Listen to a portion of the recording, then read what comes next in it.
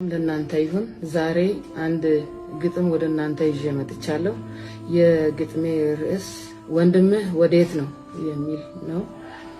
የአባትህ የአዳም ልጅ እያየህ ያደገው ደስታ ሐዘንህን አብሮ ተካፈለው ስትጠራው አቤት ሚል ጎንህ የነበረው ይገለኛል ብሎ የማይጠረጥረው እንሂድ ወዳልክበት ሊሄድ የማይፈራው መልስልኝ ቃየን ወንድምህ ወዴት ነው ብሎ እግዚአብሔር ጠይቆት ነበረ።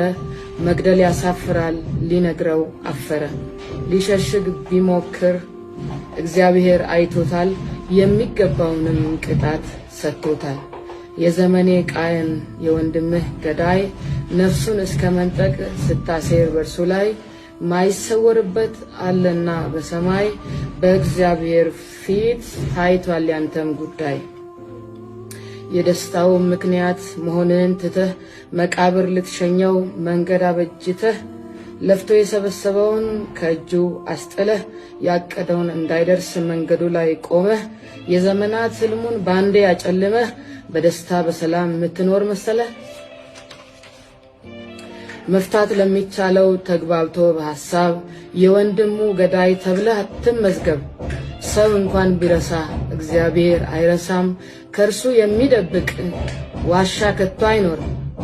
የገደልከውም ሁን ለመግደል ያሰብከው ይቅርታ ጠይቀው ጌታ እያየህ ነው። ነፍስ ማጥፋት ይቁም እንዲህ ይላል ቃሉ፣ ሰይፍን የሚያነሱ በሰይፍ ይጠፋሉ። የኃጢያን ይጠፋል መታሰቢያቸውም።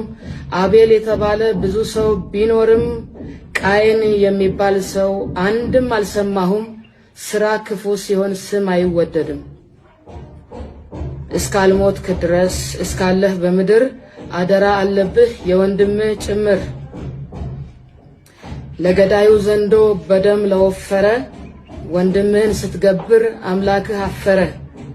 በድሎህ ቢሆንም ቻል አርገህ ለፍና ሌላ ጊዜ ደግሞ እሱ ይቻልህና ኑሩ ተስማምታችሁ ሰይጣን ደስ አይበለው።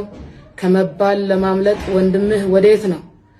ከመባል ለማምለጥ ወንድምህ ወዴት ነው? ተባረኩ።